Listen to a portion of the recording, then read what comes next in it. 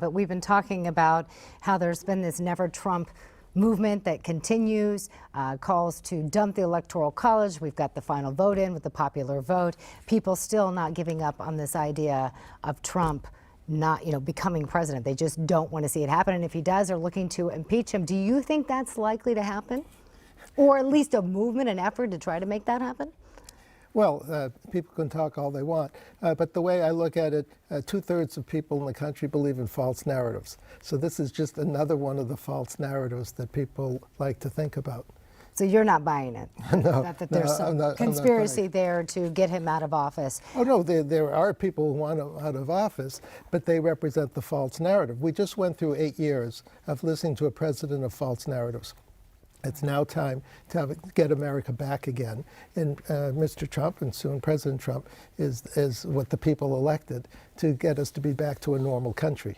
Now, we were talking earlier about there's been a lot of terrorist attacks that have been going on the last year. We now have this Russian ambassador to Turkey who was shot and killed, and there's video of it. We're not airing it here on this network. Then you have the attack at that church in Berlin where a dozen people were killed. But I want to begin with the Russian ambassador right now and that assassination.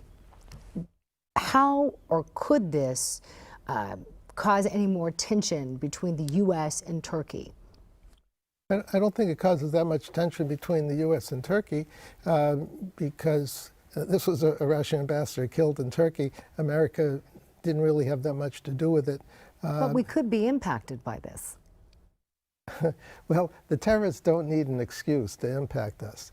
The terror organizations basically don't accept Western civilization.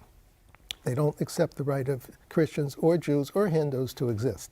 So they don't need an excuse to kill us because they were trained to hate us. And when you are trained from a young age for 20 years to hate, it's not that difficult to then pick up a gun and kill. Now let's go to Germany.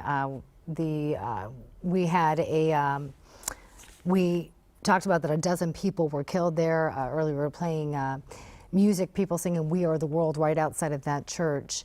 What was your reaction to this attack?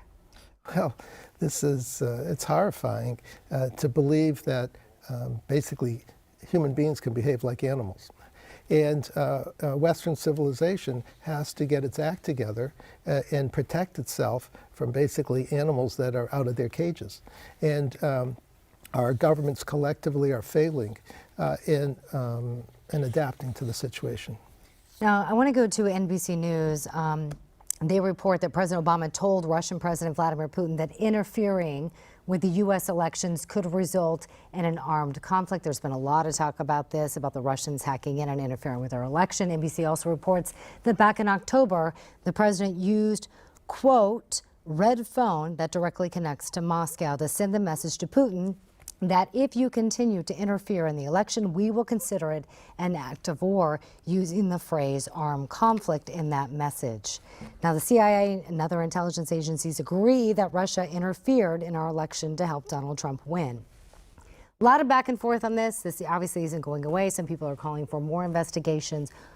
What is your take on this? Well, it's all part of the false narrative that we were just discussing a few minutes ago. But it's not great for anyone to interfere with our elections. So I think there should be investigations and people should look at the issue. So you say it's a false narrative, yet you agree that we should have an investigation. Well, aren't you playing into that false narrative? Well, there's two issues here. First, did they interfere? And second, was it material? I mean, because there are many different interferences in the election. The alleged Russian interference is one, but there were many other interferences. Look, we have dead people voting in this country. We have no voter registration in most states. So people just show up and say, I'm John Smith and I want to vote. So there's a lot of strange things going on in the elections, and this is just one of many false things. But it distracts us from the key issue. The key issue is that Mr. Trump won, hands down. So even though you agree that there should be an investigation and you believe that election fraud is going on, you don't believe that would have changed the outcome of the election? That's right. And I think all voter fraud should be elected. should be examined. And not just potential Russia, but there's we don't have a strong enough security of our voting rights in this country. And we have illegals voting, and they shouldn't be. We have certain states allowing felons to vote, and they shouldn't. And so there's a lot of strange things. I want an investigation of all the strange things. You do, and you also wrote an article for FoxNews.com that says America is fighting for its life, and most people don't understand the gravity of the challenges we face. What do you think are the major challenges that we face? What did you mean when you wrote this article? Well, what I meant is that 4 worldwide professional political Islam terror organizations have declared war on the West, of which the U.S. is the preeminent spokesperson for Western civilization.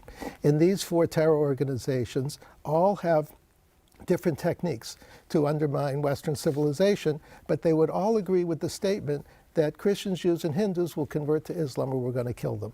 And we have to address these entities. They declared war on us. We didn't declare war on them. And we can't just sit back and do very little about it as we're doing right now.